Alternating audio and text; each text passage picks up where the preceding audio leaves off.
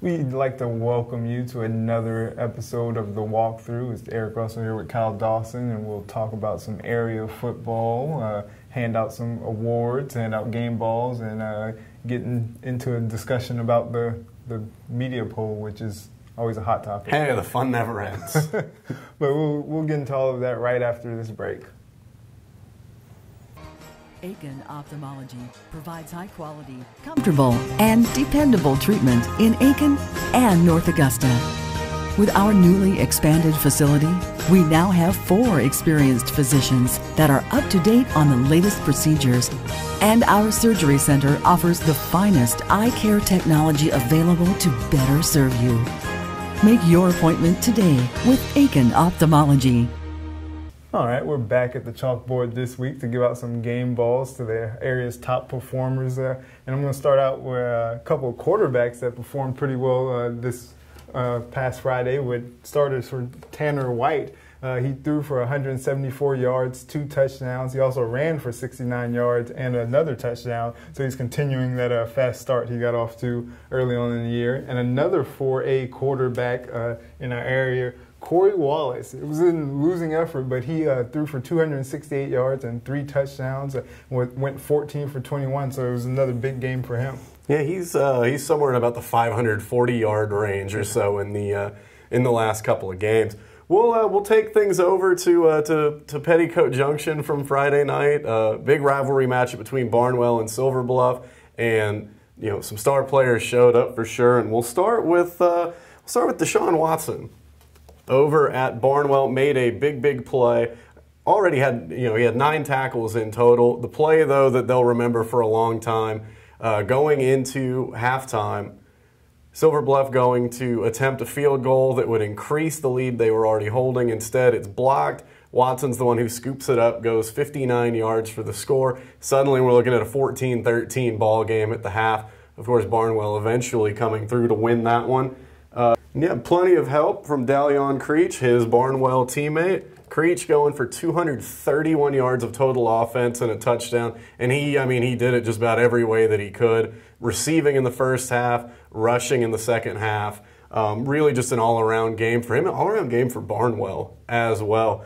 That kind of spoiled some of the best efforts from Silver Bluff, including from John Green, who gives him 12 tackles, 2 tackles for loss, and intercepted 2 passes, as this really was, sort of a throwback to some of the classics in that rivalry.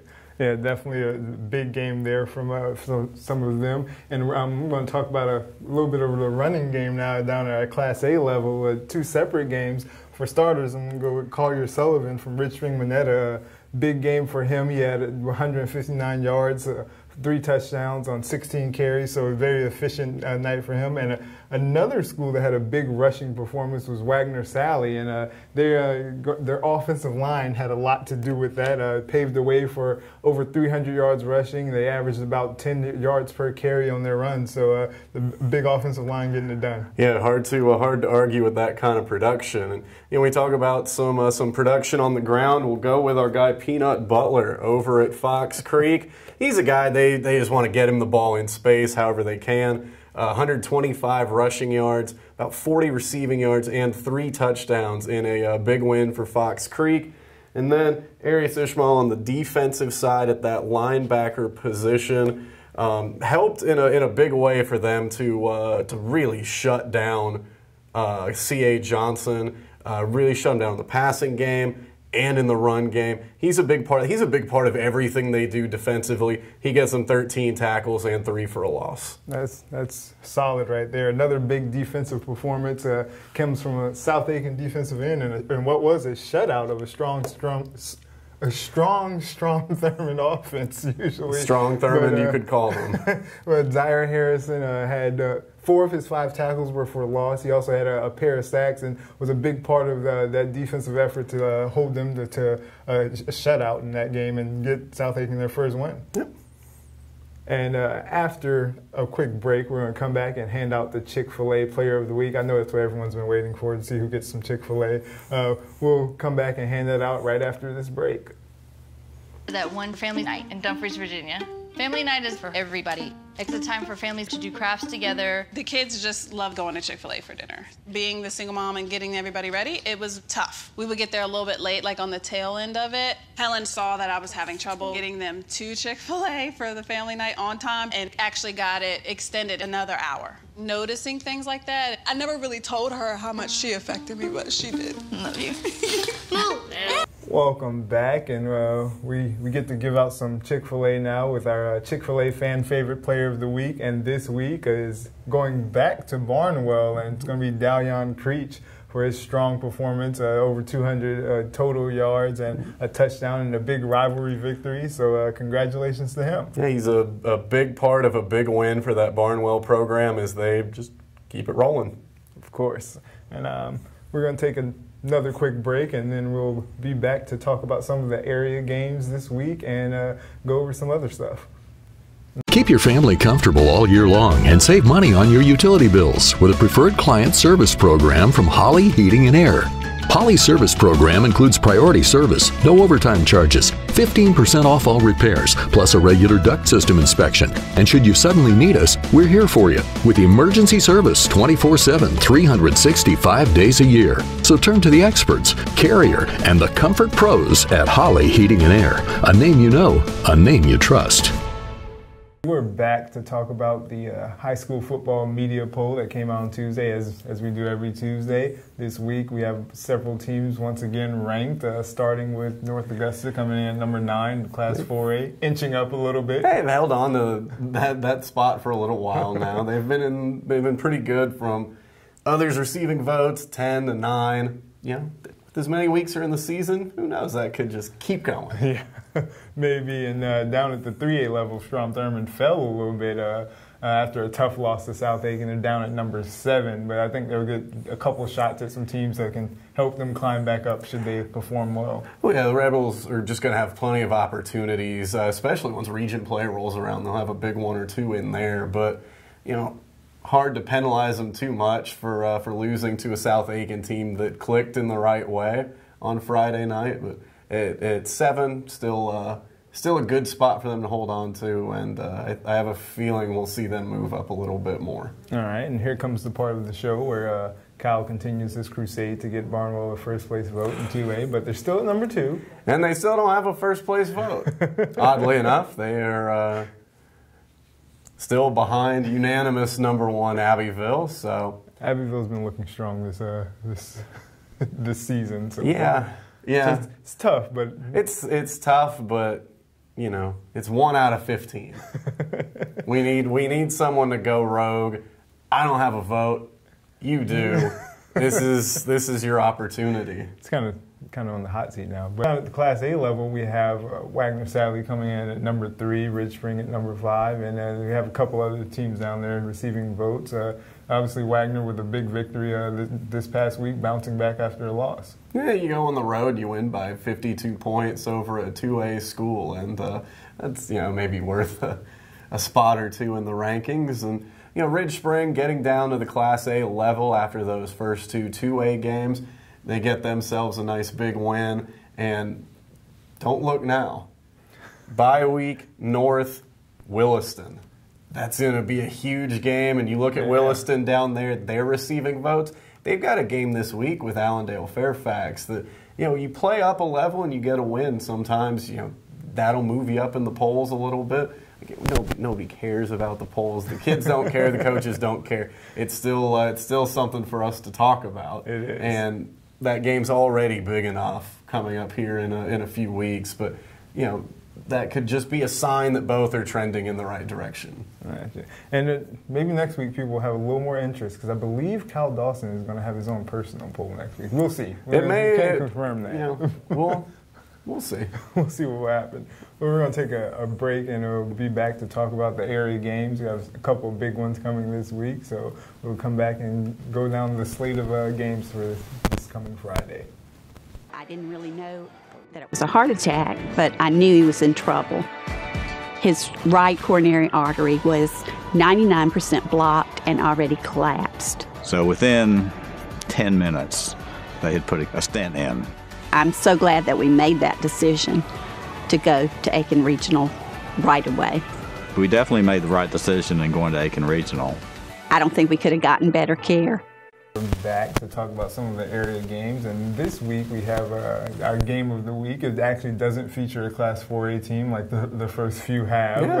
Yeah. We're going to go down to North Augusta again, but we're going to watch Fox Creek take on McCormick in a kind of sort of traditional matchup. Well, you know, it's a budding rivalry is what we're going to call it, and like Derek Quinn said, it's kind of hard for Fox Creek to make and maintain a rivalry, just with where they are geographically, with enrollment figures, with them recently jumping from Class A to 2A, and with when they've been realigned the past, I think, 3 cycles, it's been a vastly different region each time. That makes it hard to have a whole lot of continuity on the schedule, but that's where McCormick is filling in. This will be the 7th meeting between the two. Fox Creek having won the last 5, 2 of them basically deciding region championships. All the more reason to kind of have that rivalry feel to it. And that's before we even get into sort of some coaching connections from previous years with Russ Schneider coaching both. So, you know, a lot to build on there. And as Quinn said, he wants to keep it on the schedule and keep this thing going. Man, it's another chance for Fox Creek to continue the strong start they're off to, looking for some big things. They could very well be sitting pretty by the time region starts. They could be, and we made a big deal out of it before the season started. Everyone has made a big deal out of it, that region they play in, because it is so difficult. Yet, Fox Creek's going to have a chance to come into that region schedule with a lot of momentum. Yeah. They're in the others receiving votes portion right now of the top 10 in Class 2A. This game probably not going to sway voters one way or the other, but against it, it's a chance for them to take some things that maybe where they're making mistakes and fix them. And that will, ideally for them, continue to build, because when that region schedule comes, it's coming in a big way. Yeah, and we can stay at the 2A level since we started there, and we can move on to Barnwell taking on Burke after a big rivalry victory for Barnwell. They're going to take on Burke from down near the Low Country. That's your area of expertise. Well, let's just say Barnwell could probably be putting up another big performance. That's what I'll say about that one.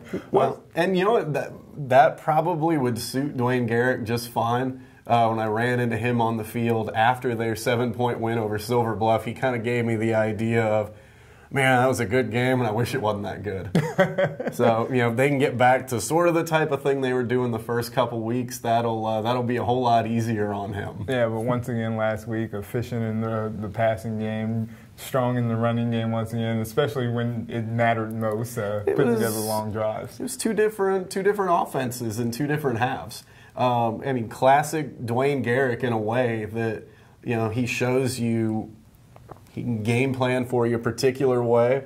You can game plan for him one way. He's got 3 other things that he can roll out at any time. You know, you go in that first half, you know, really crisp work in the passing game with Craig Pender, you know, finding Dalion Creech a bunch of times there. And then in the second half, you know, they take that lead and they do it on a drive where they hold the ball for 7 minutes, power running the football. Classic Barnwell.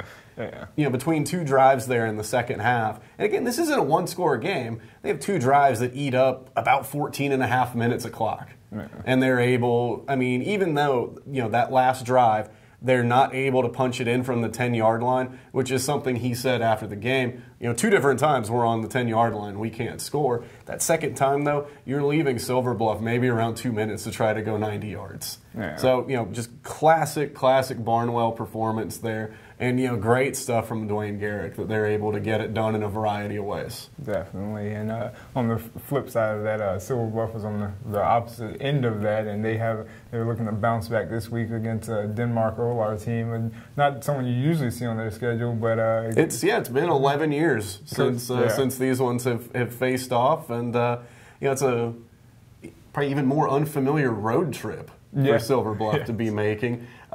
Interesting note about that road trip is, you know, on the field post game in Petticoat Junction, waiting for the big crowd of well-wishers for D'Angelo Bryant to disperse. Noticed that a man had walked up to him and basically said, I've not been to a game out here in years, and count me in for the Denmark-Olar trip. Like that's the belief that they have in him. That's awesome. And of course the players too. That's the level of excitement that they've built down there, even despite a loss to the one team you don't want to lose to if you're Silver Bluff. You don't ever want to lose to Barnwell, but just so many positives coming from that group, and even they're talking about mistakes that we made as players, mistakes we made as coaches. Still, though, the excitement level there is through the roof. Definitely. And Brian, earlier when I spoke with him earlier, he said he's really looking forward to getting his kids to regroup, because obviously coming off a tough loss. Tough. You just have to regroup. And he said they're not going into this one looking at Denmark-Olar as playing down a classification or anything like that. It's 2-0 Denmark-Olar, by the way. I feel like we haven't had a whole lot of chances to say that over the years. So they're definitely taking it serious, and he liked what he's seen from several of his players on the field, and he was especially pleased with Darius Johnson, who has emerged. That kid can fly. Yeah, he really can. He kind of called him like using a basketball term, the sixth man, because he comes off the bench a lot and gets the job done. So they're really excited about how it started and some of the athletes they have. So expecting another big game. And a chance for them, mentioned it with Fox Creek, getting some just ironing out some things, getting momentum going into region play. Same thing for Silver Bluff. Being in that same region, they've got some opportunities to really, really get things rolling. Definitely. And moving right along, we'll shake it up a little bit. We'll go down to Class A level and start off with Williston Elko, who's taking on Allendale Fairfax with a big chance to kind of get on the right track and do some things well. So Youngblood and company will probably be coming out looking to. They've had a week, so I'm sure they've been working on a lot of things. Well, they've had a week off to get some things right. They've had a week off to get healthy too. That's true. At this point, you're looking with our Class A teams. You got one non-region tune-up left. With the other programs, the higher classifications, we're talking about a couple more weeks before we get into this kind of thing. Region play's coming at the Class A level, and so this is that last non-region tune-up, and it really is a chance for Williston Elko, because those kids always they want to get out there, they want to compete. That probably killed them to have to wait a Friday to be able to go out and play football. But I trust that they will use their non-region game to the absolute best benefit for them. You'll see something that will pop up in one of their region games. There'll be a region win they get, and it may not sort of jump out at you, but there'll be something in that game that it's because of something that they gained from playing Allendale Fairfax or from playing Barnwell. That's something that will help them later on as they try to, defend that region title again. Yeah, definitely. I'm sure we can expect that down when it comes down to that tough region schedule as well. And then now we're going to make the leap to Class 4A, jumping up some classifications. It's all over the place today. Figured we'd wing it today. Starting out there, Aiken's going to go on the road and take on a White Knoll team. Aiken has put in some strong performances, haven't yet gotten over that hump, but you kind of see the progression of that offense and things like that, and Corey Wallace as a passer. Yeah, you don't expect when they're making their transition offensively, you don't expect that all of a sudden the deep ball is going to be a really huge part of what they're able to do well. They've been so good at it. Yeah. It surprised me when I saw them play Strom Thurmond. What the athletes they have. You want to get them the ball in space, and if you can get them, around a corner on the edge, they're going to just blow people away. Yeah. But to see, the deep ball work as well as it has, that's been an exciting thing to watch. And it's been really impressive just to see, how far that's come already. The Strom Thurmond loss, obviously a really tough one for them. Fell behind early, pretty big against Greenwood before, a flurry there in the fourth quarter to get back within 35-21. It's just now a matter of seeing, what can they build on from those games and see what kind of things they can cobble together to try to get that first win, on the road against a 5A program. Yeah, it'd be interesting to see what they draw up out there. And one of our other Class 4A teams that we got a couple more that was able to pick up a win last week and get things right. South Aiken. They're also going to be on the road going up to the Midland area and playing Lexington in a big one for many reasons. A big one. We can go several ways with this, but maybe you start with this used to be a region game. Yeah. You can go also with South Aiken getting that home win over Strom-Thurmond, right? That's their opportunity now to start another home winning streak after they had their long one snapped in the season opener. Well, that winning streak started right after they lost at home to Lexington. All comes full circle. A little bit. But so it's been since October of 2015 that they've seen each other. And then, of course, we get to it's a homecoming of sorts for Chris Hamilton. Indeed. He was a part of a little bit of success up there. And when I talked to him up the phone, I guess you know the way up there. I guess you know how to find the stadium, how to get acclimated up there. Yeah. It's really taking some of the things that worked well, because he said that things clicked for him. But you didn't want that to sound like they weren't clicking in some areas before. I think it was more just a matter of a few of the right things fell in the right places. It was a defense that had played well enough to win for the previous couple weeks. This time, the offense, and while the offense still isn't where they want it to be, picked up first down, sustained some drives so that the defense all of a sudden isn't so tired. And then, like Hamilton said, they got stronger. They got stronger as the game went on. They were able to bring the physicality and bring the toughness to play against the Strom-Thurmond team that is so tough up front. And so it's a lot of good stuff to build on. And plus, the defensive line play has been so great for them. Secondary, maybe won't get as much of the credit, but should, because, we've seen what Jaquan Harris can do if maybe he gets outside of the pocket. Just his vision, his ability to either take off and run or find the right receiver to throw to. You've got to be so good in coverage to keep him from killing you.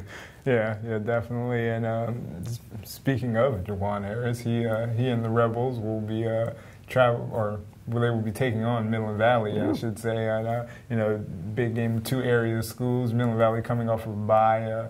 Coach Jenkins said he liked what he saw in their previous game from their defense, and they did some things right on offense, but he really wants them to kind of be able to punch that ticket at the end. They left a lot of points on the board in that Grovetown game, and then it came back to bite them. So that's one thing they've been focusing on a lot during the bye week, and of course also trying to slow down that Strom-Thurmond offense. It's tough. I guess there's a blueprint in place now, though. Yeah, I guess. South Aiken, at least, I think we showed, well, this is how we did it. Yeah. I don't know who might be able to do it in that same fashion, but at the very least, it's been seen now that it can be done. Because for a couple weeks there, it didn't look like anyone could do it. And this is a Strom-Thurmond team. We know they're going to bounce back. Yeah. And I imagine at Midland Valley, they are very well aware of that. I'm sure they are. But the defense looked really good against Grovetown. It's special teams too. Yeah, and had guys flying around out there and got in the backfield a lot. So we'll see if they. I'm interested to see how it goes in the passing game for Midland Valley against Strom-Thurmond, because Aiken's game plan to try to beat Strom-Thurmond, get the playmakers on the edge, try to do it in the passing game. Midland Valley's got playmakers. Yeah, Brian Staley, you can probably see a lot of action going his way, and he got loose in the Grovetown game, and also big play on the defensive side with an interception. So that's one of the players that certainly will. Yeah, and this was a good game last year too. Yeah, these two, even if we go back several years, they play some fun games when they get together. Definitely. And one of the other area Class 4A teams, North Augusta, they're another one of those ones traveling up to the Midlands. They'll take on Blythewood in a big game that that has a lot of eyeballs on it, probably. Well, and it's, we go back to the preseason when we talk schedule with Brian Thomas. He could have put 3-4 teams that they could blow out on their non-region schedule. And he said, I think this was even directly related to that Thompson game to start the season, they want those quality non-region opponents. That's going to help them in region. That's going to help them in the playoffs. Well, I mean, a 5A up there in Blythewood, that's one way to get one of those quality games on the schedule. And you saw North Augusta last week. After 2 weeks of making things so difficult on Brian Thomas, the Jackets maybe made things a little easier on him in the win last week. Got great stuff from their offense. Got a big defensive play that led to points on the interception that was returned for a touchdown. And I think he probably still wants to work on some of the little things. There was a little special teams lapse there that led to the only points of the game for Grovetown. But other than that, it was a strong performance from them. You got good stuff in the kicking game. So all-around performance, and they'll probably be looking to duplicate that and tweaking some of the little things that went wrong. You can't always be there to protect her down the road.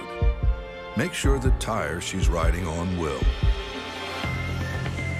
With the revolutionary Michelin Premier tire, even when half worn, it's still safe, thanks to EverGrip technology. The Michelin Premier tire, safe when new, safe when worn. Well, that's all we have for you this week on another episode of The Walkthrough. Next week, we may make our actual walking. We may walk. We may walk. The Walkthrough. I know we keep promising it to you. Maybe guys. when it cools down a little bit. I know that's that probably it's for the best. I know that it's 10:30 on a Tuesday night, but it's still not cool out there. You're letting everyone in our secrets right now. No one knows we film at 10:30. They do now. They do. Didn't try to get Kyle to make a upset pick this week, but we may also let you into the picking process for some of our staff members. Who knows? But for Kyle Dawson and Eric Russell, another episode of The Walkthrough, and we will see you out there on the sidelines Friday.